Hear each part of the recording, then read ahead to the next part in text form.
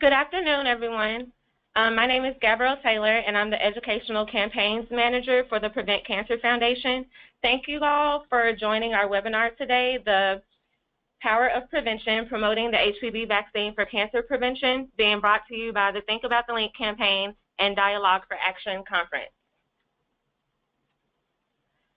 For those of you who are unfamiliar with the Prevent Cancer Foundation, we are the only U.S.-based non-profit solely focused on saving lives through cancer prevention and early detection. Think About the Link and Dialogue for Action are two of many programs we have to achieve our mission of stopping cancer before it starts. Think About the Link is an educational campaign aimed to raise public awareness of the connection between certain viruses, such as HPV, and cancer, utilizing traditional and social media, direct marketing, health education materials, and local outreach events. The goal of Think About the Link is to prevent virally induced cancers. Dialogue for Action on Cancer Screening and Prevention is an annual national conference that brings together the great diversity of cancer screening stakeholders from both clinical medicine and public health to discuss issues related to cancer screening, national guidelines, and evidence-based cancer prevention strategies. We are all here today to hear the latest research on the link between HPV and cancer, so that together we can increase uptake of the HPV vaccine among adolescents and young adults and eventually decrease the HPV-related cancer burden in this country. During the course of this webinar, you will learn a lot about the virus itself, the cancers it can cause, the vaccine available to prevent those cancers, and ways you can advocate for the HPV vaccine. We hope that you will utilize what you learned today to encourage parents to consider getting their child the HPV vaccine to prevent cancer. Before we get started, I'd like to go over a few housekeeping items so you know how to participate in today's event.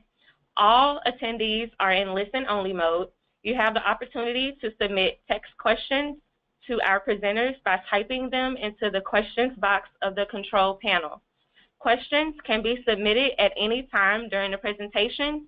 We will collect these and address them during the Q&A session at the end of the webinar. Without further ado, I'd like to introduce our first speaker, Dr. Crystal Lang-Cruz, whose presentation will focus on the link between HPV and oropharyngeal cancer. Dr. Crystal Lang-Cruz is an assistant professor of medicine at the Vanderbilt University Medical Center. She holds a primary appointment in the Division of Epidemiology and a secondary appointment in the Department of Otolaryngology. Dr. Lang-Cruz is a cancer prevention researcher with dual training in basic laboratory science and epidemiology. Dr. Lang-Cruz's main research focus is the prevention of infection-associated cancers. Her program focuses on developing novel molecular predictors of head and neck cancer risk, response to treatment, and risk of reoccurrence, with a particular focus on head and neck cancers caused by infections such as the human papillomavirus. The goals of her research program are to improve outcomes for head and neck cancer patients by using molecular markers. Dr. Cruz, you're ready to go. Thank you. Thank you, everyone, for joining. I really appreciate the opportunity to talk a little bit about the link between HPV and a type of head and neck cancer called oropharyngeal cancer. But first, I'd like to start out with a little overview of where HPV causes cancer. And I don't think I'm having any luck advancing the slide. Oh. Okay, here we go. So when most people think HPV, they think cervical cancer. And in fact, the virus is responsible for about 100% of cervical cancers that develop in women. But it's also a cause, and I'm having, again, trouble advancing the slide. It's also a cause of 5 additional cancers outside of the cervix. So it's estimated that HPV accounts for about 85% of anal cancers, about 50% of penile, vaginal, and vulvar cancers, and about 75% of oropharyngeal cancers. Now, what's particularly interesting about these cancers that occur outside of the cervix is that they're rapidly increasing in incidence within the U.S., and nobody really understands why. The cancer that is increasing by far the most rapidly is oropharyngeal cancer. Again, the slide won't move for me. Oh. So to get everyone on the same page, the oral pharynx is located right here. Again, I'm having a hard time advancing the slide. The oral pharynx encompasses the back 1/3 of the tongue, the back and side walls of the throat, the soft palate, and also the tonsils located in the back of the throat as well. Now, HPV preferentially infects lymphoid tissue of the oral pharynx, so it primarily infects the tonsils that are located in the base of the tongue, as well as the tonsils that are located in the back of the throat. Now, as I mentioned before, we're seeing a rapid increase in the incidence of oropharyngeal cancer in the U.S., and this is at the same time that we're seeing oropharyngeal cancers caused traditionally by tobacco and alcohol use on the decline. So in fact, we've seen over a 200% increase in the incidence of oropharyngeal cancers caused by HPV in the U.S. Now, it's estimated that about 75% of these cancers are caused by HPV, and 90% of HPV-driven oropharyngeal cancers are due to just one HPV type, and that's HPV-16. Now, another interesting thing to note about these cancers is that they're primarily affecting young white males below the age of 60.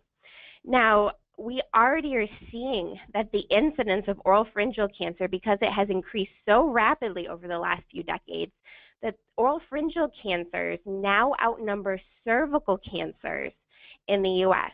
So while many people think of HPV as a woman's cancer, what we're seeing in the U.S. is that the burden of HPV-driven cancer is rapidly increasing among males, and if this continues, that we'll see that the burden of HPV-driven cancers will be felt primarily among males within the country and not among females.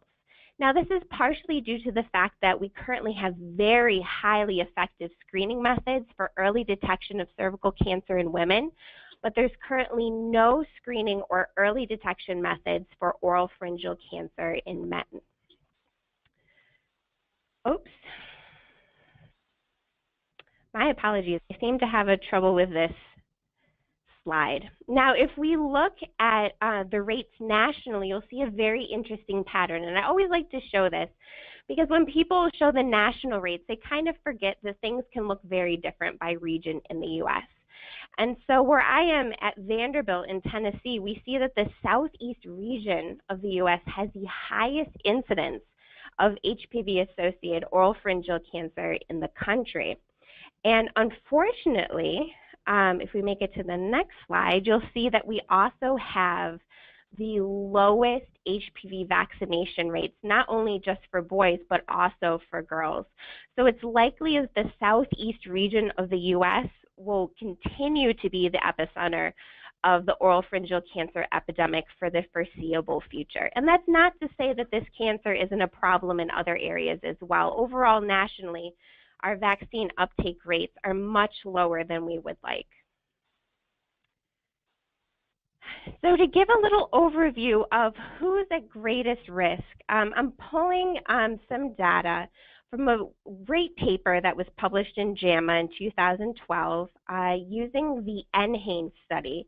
So for people who are unfamiliar, NHANES is a program run by the government that goes and randomly samples the U.S. population and collects biospecimens as well as collects questionnaire data.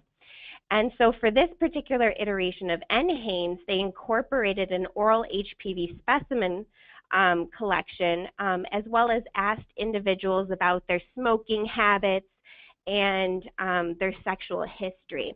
And so what you can see here is we're showing the prevalence of any oral HPV infection among men on the left and any HPV infection among women on the right. And as you can see quite clearly from the graphs is that in women, we see that the prevalence of any HPV infection is very low. However, in men, it's several orders of magnitude higher, and it actually has a bimodal distribution. So you see that prevalence first increases in the mid-20s and then becomes even greater around the mid-50s, which is typically when we're seeing that these cancers are being diagnosed in men. So this paper also explored risk factors for oral HPV infection, and what they found, of course, as you can see from the graphs, that men were at higher risk for an oral HPV infection, and that risk increased with increasing age. They also found that those with the highest number of sexual partners and also those with that smoked the greatest number of cigarettes per day also had the highest prevalence of oral HPV infection. And so this mirrors quite well with what we're seeing as our highest risk group for those who eventually go on to develop oral pharyngeal cancer. So I think what the question then becomes, what can we do now for what will likely be a larger burden of HPV-associated oral pharyngeal cancers in the future?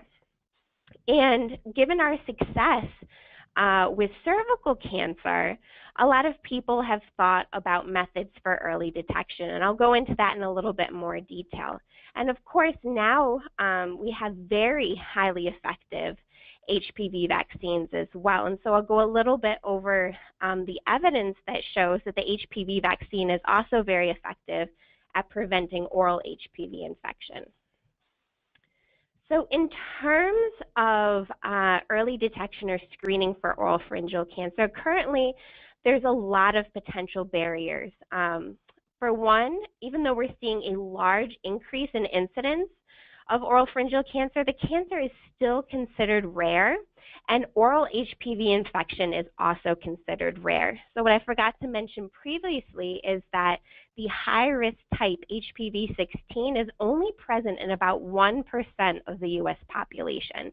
So it makes it very hard to implement a screening program nationally for what is considered a rare cancer. Also, experts are not really agreeing at this moment on how to best identify a high-risk population. So although oral HPV infection is more common among those that smoke and have higher number of sexual partners, there's plenty of individuals that don't fit that mold, that are non-smokers, that are getting these cancers. And so at this point, we're only left with males between 45 and 65 being our high-risk population.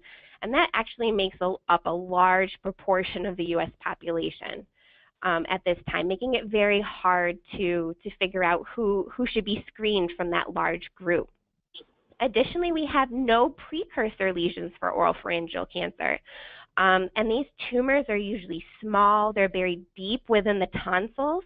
So it makes them very hard to detect. Whereas cervical cancer, we do have precursor lesions, and they're usually very easily detected on the surface of the cervix.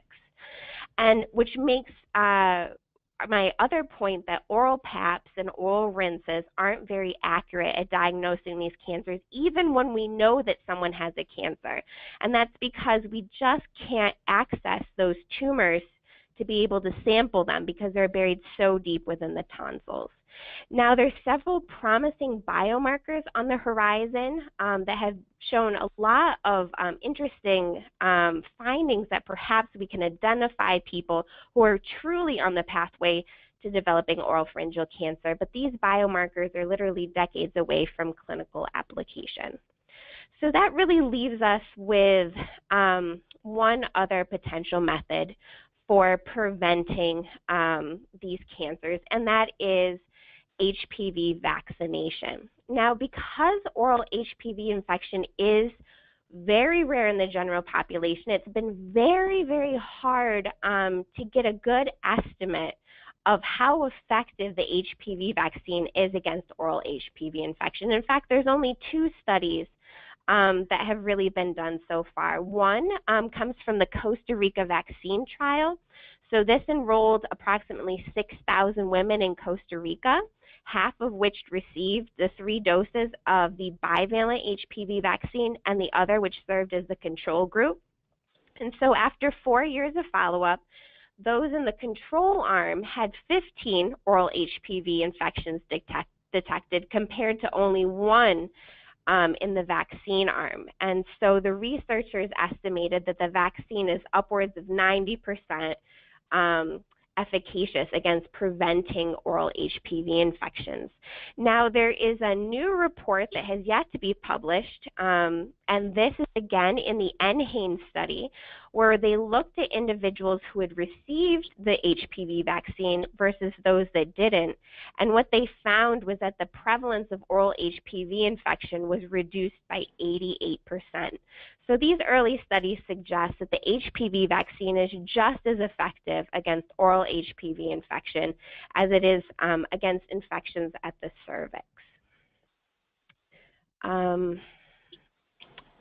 So recommendations, that brings us for vaccine recommendations for males. So for males 12 and under, the series should be initiated between 11 or 12, although it can be given as early as 9 years of age. And at this point, if they're 12 and under, they can receive 2 doses of the vaccine given 6 to 12 months apart. For males who have missed this initial window and are 15 to 26, 3 doses of vaccine are recommended. And I also wanted to make very clear that children can receive vaccination for little or no cost, either through their own private insurance or through government programs such as Vaccines for Children program. And if you want to get more information on how to get a child covered who is either uninsured or underinsured, ways to do that, you either check with your pediatrician, the local health department, or call 1-800-CDC-INFO for more information. And I've provided some links below for some more information for those who are interested. And just to finish things up on my last slide, there's a lot of misinformation on the internet about HPV and oral HPV infection and oral pharyngeal cancer. And so I've just sort of compiled some really good fact sheets as well as some very good videos and informational websites that if you want some more information, they're definitely reputable sources that can really help you sort out what's true and what's not. And with that, I'm happy to take any questions at the end, and I thank everyone for your attention. Awesome. Thank you, Dr. Cruz. Okay. Next, we have Dr. Stan Block, who will share facts and debunk myths about the HPV non-valent vaccine for us. Dr. Stan Block has been a board-certified pediatrician in private practice for over 35 years, recipient of 6 national pediatric awards. Dr. Block is a nationally recognized and academic keynote speaker on general pediatrics, vaccines, and outpatient infectious diseases. When he is not seeing patients, he enjoys being a reviewer, writer, and editorial board member for several pediatric journals. He is also a reviewer for the CDC NIH federal vaccine grants. Dr. Block has received numerous national awards, including 1998 Researcher of the Year, and in 2004, he was honored as UK Distinguished Alumnus Award. Furthermore, he is the most published private practice general pediatrician in the U.S., authoring or co-authoring over 140 peer-reviewed medical articles, including vital vaccines. Please join me in welcoming Dr. Block. Hello there. My name is Dr. Stan Block. I've been around a long time, over 35 years in private practice, still going strong, still seeing patients all day, and still begging patients and families to get the vaccines we want them to get, especially the HPV vaccine, because no vaccine we give these days is more important than that one, to be honest, in this juncture of our careers. So I can advance here. Next, I'll let you advance. So how can we improve our HPV vaccination rates? Currently, the estimates about 40 to 50% of girls get the 3 doses by age 17, and about 21% of boys had 3 doses. We're doing better this last year, but still we're not getting much headway. The problem partially revolves around 61% of parents receive no recommendation whatsoever from anybody. And occasionally I catch that in my office where somebody's been skipped over for a year or two and they're going, why did you not get asked about your vaccines? And it can happen in a very, very diligent practice, even as good as ours. And our nurses every day ask about vaccines. So as far as a practitioner, you have to understand what you are trying to prevent, what the effectiveness and age importance of the vaccine is and how durable it is, and the real adverse effects of the vaccine. And then you got to stick it in them. So let's talk about that. Next. Okay, did you know 1/4 of all people will be infected by cancerous high-risk HPV types in their lifetime? 1 in 4. Most will clear, but not all, as you've heard earlier. The high-risk oncogenic HPV is very infectious and spreadable for up to 2 years. So they're spreading this stuff for over 24 months with these high-risk strains when they become sexually active with their partners and other partners. An infection before 17-year-olds in women means they have a 3 times higher risk of bad precancers and a 6 times higher risk for cancer.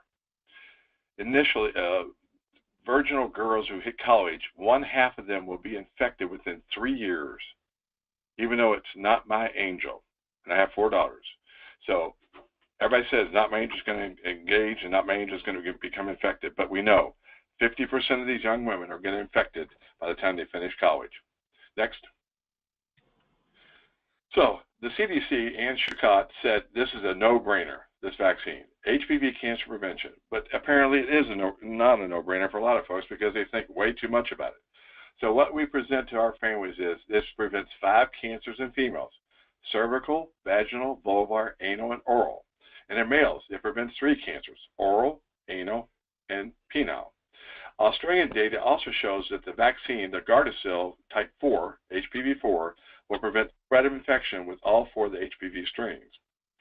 Currently, we're using the HPV-9 only, so we won't talk about the other 2 versions, the earlier version and the bivalent vaccine, because they're not used much in the USA.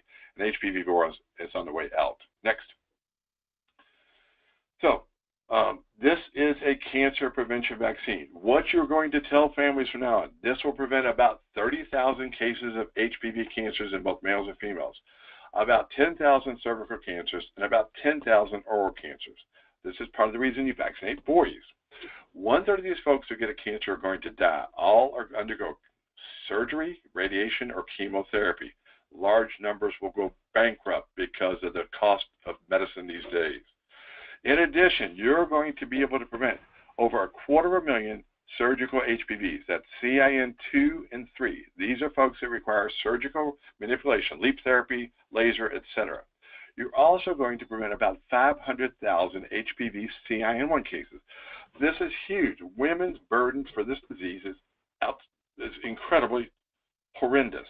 So 250,000 surgical precancers and 500,000 biopsies, repeat paps, and terror. Next. Now, we know HPV-9 efficacy for the 7 types in the vaccine is very good. It's almost 100% for the bad precancers, vaginal vulvar precancers, and we're getting close to 100% for genital warts and 91% for genital warts in males. So this is a highly effective vaccine for what we're intended to use it for. Next. Now, what we also have seen, how effective has it been? You know, we say in clinical trials it may be often different than what we see in real life, but in real life, it's holding up. Over 10 years of systematic review, this is part of the article we published in Clinical Infectious Disease, that CIN2, approximately 70% reduction, and CIN3s, about an 80% reduction. So it's holding up that it's actually going to do what we thought it was going to do in real world, and real biopsies and real pap smears. Next. All right, we also know that it's preventing a lot of other things, and you're not counting this in your equation when you're talking to parents. It's going to prevent a lot of biopsies, genital biopsies, cervical biopsies, and also a tremendous amount of leap therapies. I always tell families this stuff is going to maim your daughter down the road. They're going to have real trouble sometimes getting pregnant. Sometimes they just have trouble with incompetent cervix, etc. So all sorts of issues with these manipulations we do, invasive procedures. So it's preventing a tremendous amount of cost and terror in these young women. Next.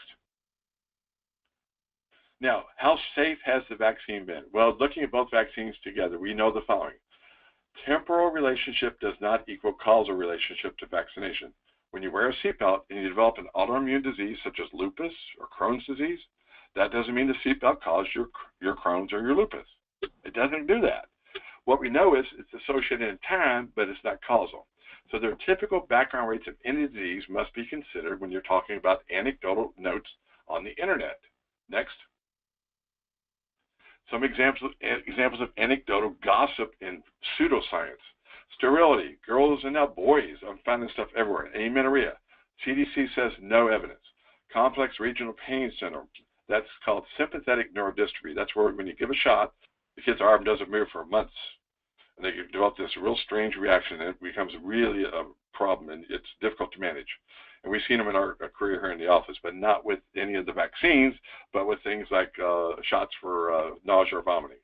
So again, this was never witnessed in any clinical trial over 100,000 doses. We've never seen it in our own office, 30,000 doses. It's based on some data in Japanese kids, and the data is not very well done. In fact, there was no pain in up to 50% of these kids, so the data is tainted. It's not reliable. It's just one of those examples of an article that just is not done justice to science. Next. All right. Now, the key is we now can get 2 doses by 12. So the recommendation is 9 to 14-year-olds get 2 doses. But why do I emphasize children under age 13? Believe me, it's important. First of all, sexual exposure. Most of these kiddos have never seen sex, and most of them have never seen HPV. Whereas by 15, what happens? We're being sexually exposed, up to a fourth of them. The antibody titers are also higher, and there's much better compliance with parental wishes. That needle phobia is much easier to handle in a younger girl and boy than it is in a 14 or 15 or 16-year-old. All day long, I'm battling these older teens, and they say, I don't want that shot. What can I do about it? Nothing. I mean, I cannot pin them down. We're stuck. Again, the high rate of patient resistance goes up tremendously after age 13, so be aware that if you can catch them at 11, 12, you're much better off. Also, some parents are reluctant to give 3 shots at once, but it's not a safety issue. We did it in our clinical trials at Pediatric Infectious Disease Journal, and we found there was no problem with giving it, no interference, and the patients actually tolerated it quite well. But again, that's negotiable with your patients. You want 2 shots, 3 shots, get the HPV as your first and primary vaccine when that 11-year-old physical comes in for the typical 3 shots of Adacel or Tdap, and then the Menactor or Menveo vaccine, which is a meningitis vaccine, and also for their HPV vaccine. Next.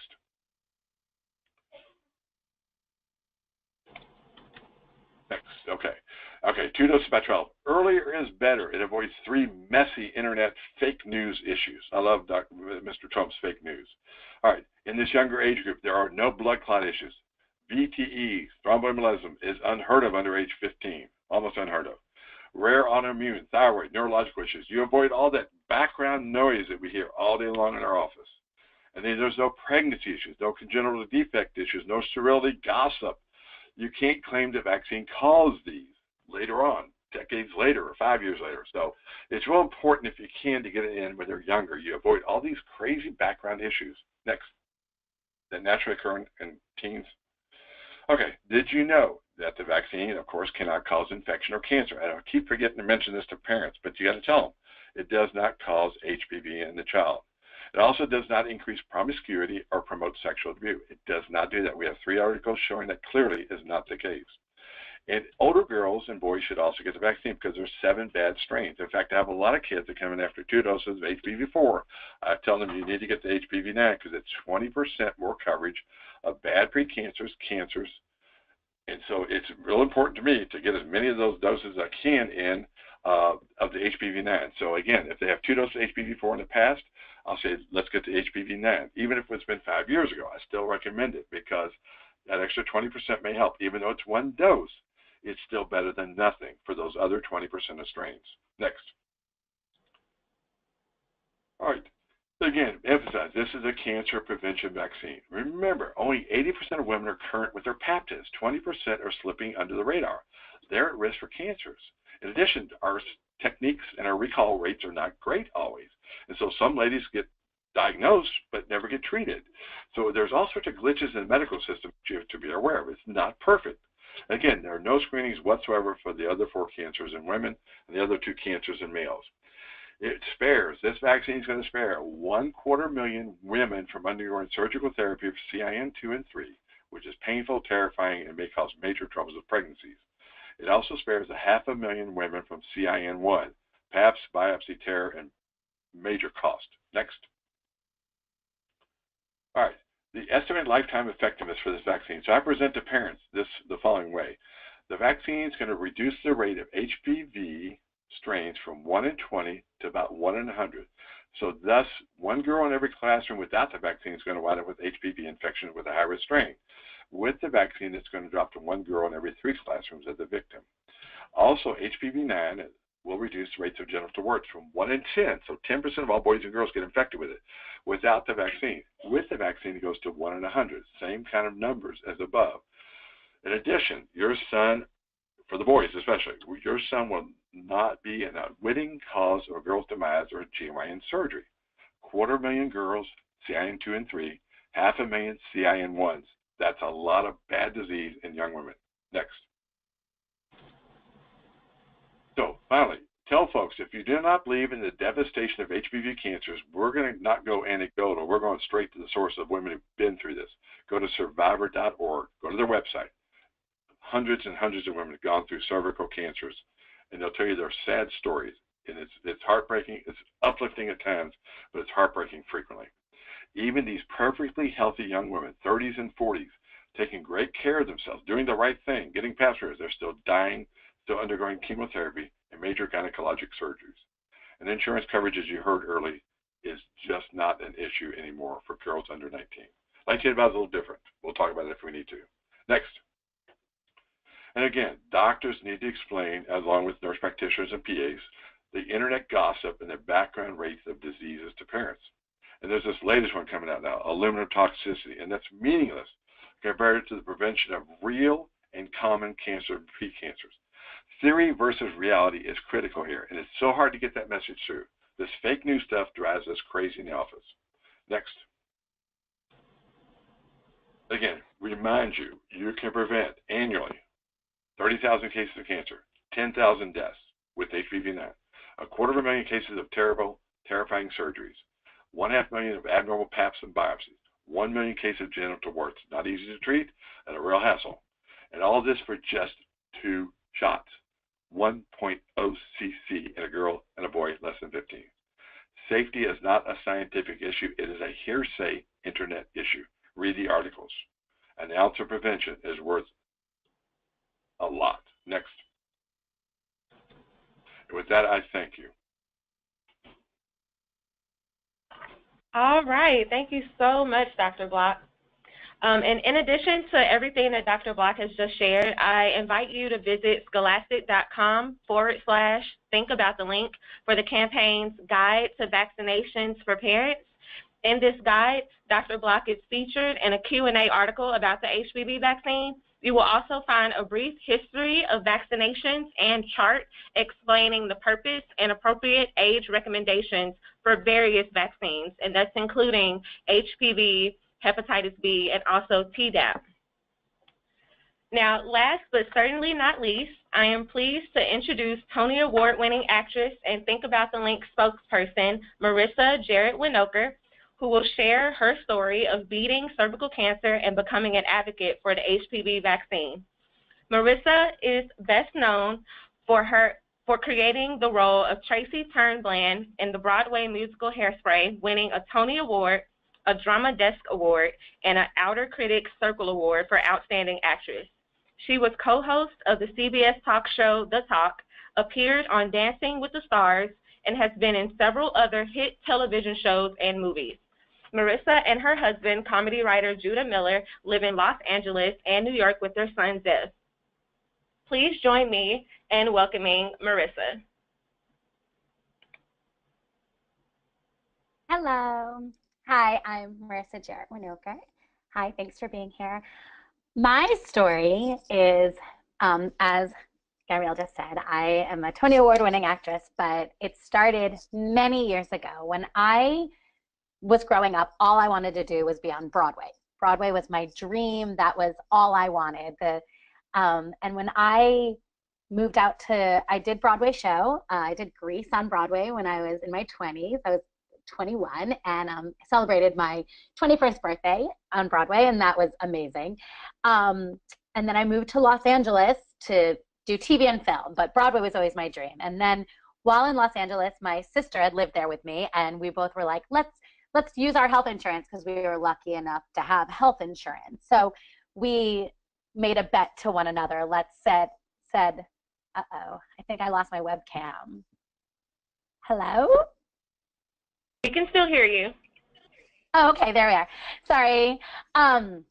My sister and I made a bet with one another, like, let's see who can go to the dentist and the eye doctor and get go to the OGBYN. Like, let's just get it all done. And whoever goes to all of the meetings first, the doctor's appointments, would then be able to buy each other dinner. And that's pretty much what we did. We were like, so I went to the dentist, and my sister was a teacher, so she had a ton more work to do. I was just an actress, so I was very quick to go get all of my free meals. My sister, so when sorry, is my camera on, or am I just talking? You're just talking. Oh, okay. We can't see you. Oh, that's so weird. Okay. It keeps going on and off for me. Sorry, you guys. It's like my camera pops up and then it goes away. Okay, so my sister and I, we went to all of our doctor appointments, and then I was just home alone, and I was 27 at the time, and I was just got cast in a workshop of hairspray. So I had just started doing a workshop of hairspray, and but with Broadway shows, what people don't realize is it takes, like a year and a half prior to the show actually opening. We have to like do a ton of workshops. So I was in the hairspray workshop at the time, and my doctor called and said that I needed to come back in because they found cells that were they didn't know if they were cancerous. They just abnormal cells. They found abnormal cells in my OBGYN appointment. So I had done a normal pap smear and it came back abnormal. So I went back, and they found that in my cervix that there were cancerous cells. So when I went to find out, when they went and I did a colonoscopy and they took out part of my cervix, they had realized that the cancer had spread now from my cervix to my uterus. And I had to undergo a radical hysterectomy at that time. I was 27, and I had to undergo a radical hysterectomy. I was in the workshop of hairspray, so I didn't want to tell anybody what was going on because I didn't want to get fired from my job, and I also felt very, very confident that I was going to get through this. But I went through a radical hysterectomy at 27 years old. At that time, they took my uterus and my cervix, and everybody was all worried and stressed out about me not being able to have a child, but I was 27, and that wasn't where my mind was at the time. So I went through all the procedures while I was doing rehearsals for hairspray, and I didn't let anybody know. I was very secretive about my story because I didn't want anyone to think of me as someone who was sick with cancer. So at the time, I went through it on my own, and opening night of Hairspray, everybody was like screaming and cheering for the show because it was such a huge hit, and I just couldn't believe what I had just been through in the past year. So I continued on with my path, and I didn't tell anybody for years. And it wasn't until my husband was my boyfriend at the time, and then we had gotten married, that I wanted to have a child. And then years later, so at that point, I had to realize that that's not possible without a cervix and a uterus. So at that point, we decided to use a surrogate, and we had a surrogate help us have a child, but I never got to experience being pregnant and all those emotions that I never dealt with in my 20s, where now I was dealing with in my 30s. But my son now is 9 years old, and he's the love of my life, and he's wonderful. So I feel like my story has a happy ending in the end, because we did catch it prior to going much farther than my uterus, and I was still able to have a biological child. But we didn't know about HPV when I was growing up. We didn't talk, like, it wasn't even, there was no vaccines. We didn't have an HPV, there was no education about it, whereas now we know so much. And now I have a 9-year-old son who I feel very adamant that the vaccine, we need to educate people about the vaccine. Even I don't know I listen to these doctors and I'm completely shocked with all of the facts and the evidence that why it's not just something we just do. So I feel, proud to be a part of Think About the Link and proud to be a part of PreventCancer.org, just because I feel like spreading the word and being a face of someone who I feel like I am a lucky person. I feel like I am a good story because I'm here today. I still fulfilled my dreams. I still had a child, but I never should have gone through what I went through and I would hate for that to happen to anyone with a daughter or son out there right now, to have them have to go through what I went through. So I feel very strong about spreading this message and helping spread this message through our doctors and through our communities, because it shouldn't be a conversation about sex. It should just be a conversation about how to prevent cancer. Awesome. Thank you so very much. Now we're going to move on to our Q&A session. You can still enter your questions throughout the entire time that we're talking, and we're going to start. The first question is for Dr. Cruz. Maria wants to know why is the HPV vaccine not as effective in preventing oral HPV cancer than it is preventing cervical cancers?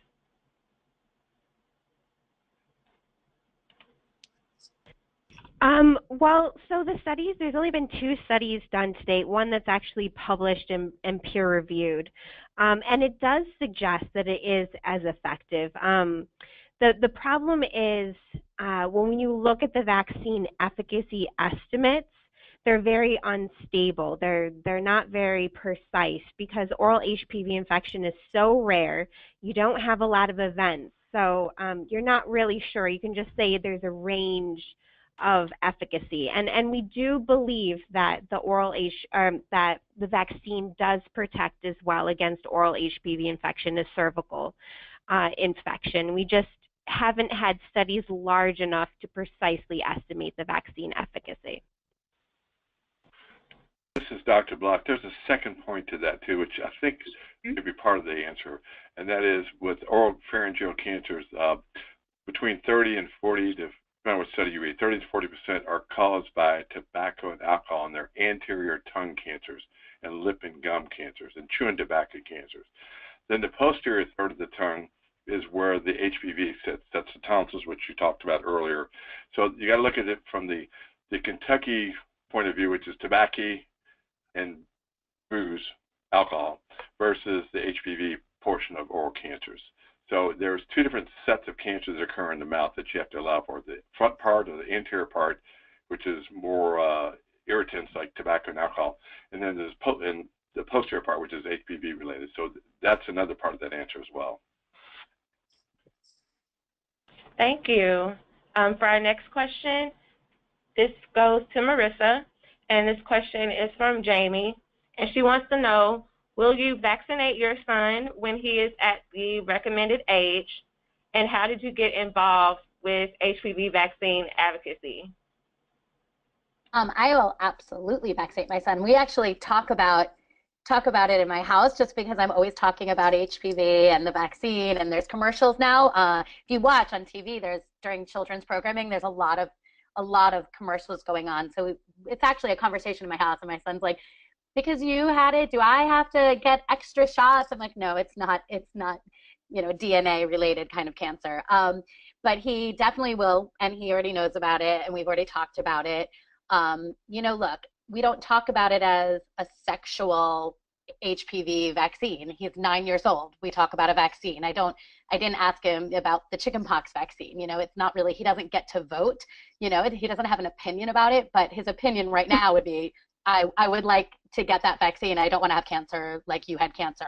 I got involved because I feel like, here's the truth, I feel like I kept it a secret about my cancer because I was worried about not being able to perform my job because I was sick. But at this point in my life, I'm a 44-year-old woman. In my 20s, I was stop from being able to carry a child. And it could have been, had I not been getting my routine pap smears, it would have gone so much further. So I feel like it just feels like something, it was just the perfect match for me to be able to, if anyone wants to listen to me, I'd much rather listen to the doctors talk about the vaccines and how to prevent cancers. But for me, if someone will listen to me tell my story about how it really harmed me in my life, and how maybe it can stop, just that one mom that's listening being like, oh, I should just get my 11-year-old vaccinated and stop talking about it so much. I think that would be why I got involved, really, was to help our next generation and educate parents out there that don't know about it. Thank you, Marissa. For our next question, Dr. Block, this question is for you. It says, Dr. Block says 60% of parents didn't receive a HPV vaccine recommendation. What is your suggestion to increase healthcare providers recommending? Okay, this is Dr. Block again. As far as the recommendation, number one and foremost we do in our office, we use vaccines as a vital sign. So every child and teenager and young adult that comes into our office gets vital signs: blood pressure, temperature, pulse, etc. And so as part of that routine, the nurse on every visit basically asks about if you're up to date on your vaccine. They actually look at the chart and see if we have all the records in there, and if they have had their total number of HPV vaccines, along with Tdap, Menactra, etc. So that's the first step. And the second step is the docs and the nurse practitioners in our office also double check it to make certain that they've had them as well, because to be a fail-safe, it takes 2 layers to catch them, because occasionally I catch it where the nurse, it's rare, but they do miss them occasionally. And I'll go ahead and ask, why have you been asked about the HPV vaccine? Do you know about it? If they say no, then I say, well, we're not finished with your exam today and your discussion about your current illness. Let's talk a couple minutes about HPV vaccine for your son or your daughter. And I also have a handout in my office. That's Scholastic website handout that's you advertised for me. Thank you. Also has most of the bulk of the data that I explained to them. I also give them that handout directly, so they'll at least have the facts and not the fake news, internet innuendo. If I could just jump in for a second. If you look on the last page of my presentation, you'll see a link to Dr. Pamela Hall's website. She's a researcher here at VUMC, and she's done some fantastic work working with the whole pediatric network to try to increase HPV vaccinations. And she has this whole website. You can show that website to your patients while they're waiting in the waiting room to come see you. And you can also get all her educational materials for free. You just have to register on her website, and she'll send them electronically to you. So that's another resource that she's widely sharing with any kind of pediatric practice in the U.S. And to add one more thing, that's a great suggestion too. And one more thing is, I also tell them, write down this, survivor.org, go to the website. I know you're going to the website to look for all sorts of bad stuff about the vaccine, but you need to know why this vaccine is so critical for your daughter, and especially for your daughter. And survivor.org, I write it down on my script and say, take this, go look at it, and then you come back and talk to me. All right, for our next question, this goes to Dr. Cruz. It says, were data stratified by sexual orientation? Curious to know if there was a correlation with increased risk based on your sexuality for either heterosexual or homosexual for oropharyngeal cancers. Oh, that's a really, really good question. I know that there's several studies, and I can't think of the references right off the top of my head, that yes, oral HPV is more common against or more common among women who have sex with other women. So we think that part of the reason that we're seeing this large increase in oropharyngeal cancer in men is that we think that performing oral sex on a woman is more contagious than performing oral sex on a man. So we do see increased rates of oral HPV among women who have sex with women. What about males? You know, that's a really good question. I do think they have a lower prevalence, but I'm not as familiar with that literature. Well, we know for anal cancer, it's really heavily loaded with the men having sex with men. In fact, to complete the study with the heterosexual population is very difficult to get the numbers. Whereas with men having sex with men, that's where most of the data comes from for the vaccine efficacy. And that's part of the reason why the efficacy is a little bit lower than you see for cervical cancer, because anal cancer, I think efficacy was about 80% or so. And in males having sex with men, there's a lot of early HIV stuff going on in that group, and hepatitis C and other immunosuppressant things going on. So that's another reason why that data doesn't look as robust as it does for some of the other cancers in healthy hosts. Okay. This is a question for both providers. This question says, is oropharyngeal cancer that is caused by HPV just where the virus lands, or is it due to oral sex, etc.? Well, no, it's primarily where the virus is infecting and replicating. So we see that these cancers primarily affect the tonsils in the base of the tongue as well as the tonsils in the back of the throat. Oral sex is a risk factor because it increases your chance of getting exposed to an oral HPV infection, but oral sex itself does not cause oral pharyngeal cancer. The virus is a necessary cause for the cancer. If you add a theory to it, maybe because we're able to brush our teeth and our gums and our tongue anteriorly, and we can't get anything back in the tonsils and the posterior tongue as well. So that's why the virus probably is allowed to grow there, whereas brushing teeth may be sort of a prevention method that prevents any of it getting into the anterior tongue and the anterior mucosa. Also, the cells up front are different. There are different kinds of pathologic cells in the anterior part of the mouth. It's more squamous cell than it is goblet cells in there. So there's a pathological mechanism going on as well that's not just related to trauma and stuff. Okay. I'm not exactly sure how this next question goes, but I think I understand what this person is asking. They're wanting to know about HPV-related cancers or the perception, knowledge, and barriers of these cancers among different ethnic groups, specifically African Americans, Asian Americans, Hispanic Americans. Let me answer it indirectly. I can tell you that pushback, and Dr. Cruz is going to be much better on this question, but just the pushback in the office comes almost 95% from educated females, mothers in the office. They don't want it. And then the other 5 or 10% is from the fathers, and it's mostly the white folks in our office. We are about 90% white and 8% black and about 2% Hispanic. But nonetheless, all the pushback we see, the major pushback is from it's the same as we get for the non-vaccination issue. And the little babies, it's the educated white moms that really push back on it huge in our office. Yeah, that's what we're seeing in Vanderbilt here. So again, Dr. Pamela Hall has done a lot of that work here locally, and actually the vaccination rates among African Americans is higher. Oh, yeah. Here in Tennessee, but also what's particularly sad about that also is the burden of cervical cancer is much higher among African Americans in our area as well. So, I mean, that's definitely the group that we're trying to target. They have the highest burden. And the Hispanic population is mostly pretty accepting of what we recommend too. So it's really this pushback from, they're smarter than we are. And you go, okay, whatever. Read the internet or the medical books. Which one do you trust more? The doctor or the internet guru? It's a real argument. Okay. And we have another question for Dr. Cruz, and Dr. Block, feel free to chime in as you have. It says, what do you think it will take to make strides towards improving HPV vaccine uptake among boys specifically?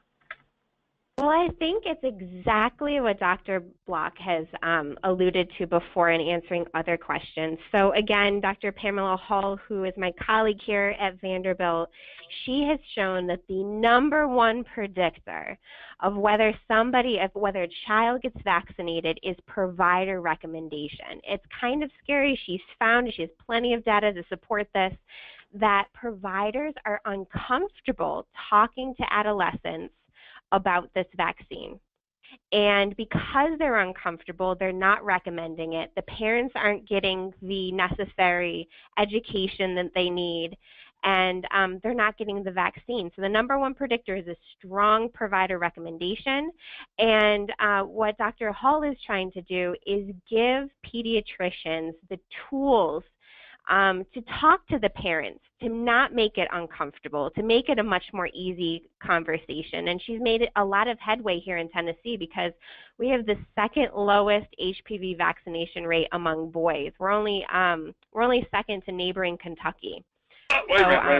Yeah, sorry, Kentucky, for the 2 doses among boys. So she's making a lot of headway there. And so I think if we can provide pediatricians with the right tools and parents with the right information, we can really increase vaccine uptake. Well, let's be honest about in Kentucky at least. Yes, you're right. There's a lot of people not very good at it. But in our office, take the optimal rates we get. So we vaccinate 70% of all girls have had 3 doses by age 17. And boys, it's probably about 35, 40%. So fantastic. That's really good. And then that's 3 doses. But going to 2 doses, it's going to be even higher rates in the last year or two. But at the same time, the numbers are just like for it's the same thing we get for the other non-vaccinator groups for other vaccines. The Tdap and the meningitis vaccine is probably 100% in our office. And the reason is school mandates. It's done. They don't argue. Oh, we'll take that one. School says we have to have it. With HPV, I have an option. So, I got to read on the internet about this one. And so our uptake probably, the parents that get the vaccine, most of the time, it's going to be about 85 to 90% will take it either with just us telling them or us explaining to them. Then you got that 10%. They are not going to take it. And this is 11, 12-year-olds. No matter what we tell them, they get worse the more you explain it to them. So I just take an approach that said, here's the vaccine information. You need to know this. I'm going to tell you, I'm going to document in the chart that your child is not getting the vaccine, that your child's at risk for cancer and other chemotherapy and surgeries. And I put that in the chart for them. So I documented that I have discussed this with you. On the other hand, I try to get them to realize that this is important and that they really should consider it. So I will be open to discussion later. If you want to. And then the other big issue is the teen themselves after age 13. You would not believe the number of girls that go ape, and boys too, that go ape about shots. I had 3 of them this week that were crying in the office because they did not want their shots. And I have actually taken the tactic, that God forbid I have to do this all the time, but I said, will you get the shot if I give you something to calm you down before you come in? And I've had to do that several times this last month. And I'm going, hey, if I get that vaccine, prevent cancer, prevent SAND 1, 2s, and 3s, and 1 in 10, 1 in 20, whatever, and the venereal warts, I think it's worth that. So I'm taking the option to say, I'll give you a little something to make you so you're calmer, just like you go before a dentist. You know how kids and teens go crazy before a dentist too? So we've kind of taken the tactic. This is such a vital vaccine for their sexual health and reproductive health and their future health in general, that I'm getting to that point now. I'm saying, would you negotiate on this issue? So again, last-ditch effort. And we're in last-ditch effort here when we get these 14 to 15, 16-year-olds. Just a point. All right, thank you. And well, at this time, we have come to the conclusion of our program. Thank you all for your attention today on this very important issue of preventing HPV-related cancers. If you have any other questions, as I have seen in the question queue, they will be addressed via email, or you can send your questions to thinkaboutthelink@preventcancer.org, and I'll send those questions out to our presenters, and they can respond to whatever question that you have. Once you leave today's webinar, you will receive a survey, and we would really appreciate if you would complete that and provide your feedback. You'll also get an email within 24 to 48 hours with a link to view a recording of today's webinar. It's been an absolute pleasure to serve as your moderator today, and I hope that you have been inspired to share this message with others so that we can all work towards reducing the incidence and prevalence of HPV-related cancers through vaccination. On behalf of the Prevent Cancer Foundation and our presenters, thank you all for joining us, and have a great rest of your day. Thank you.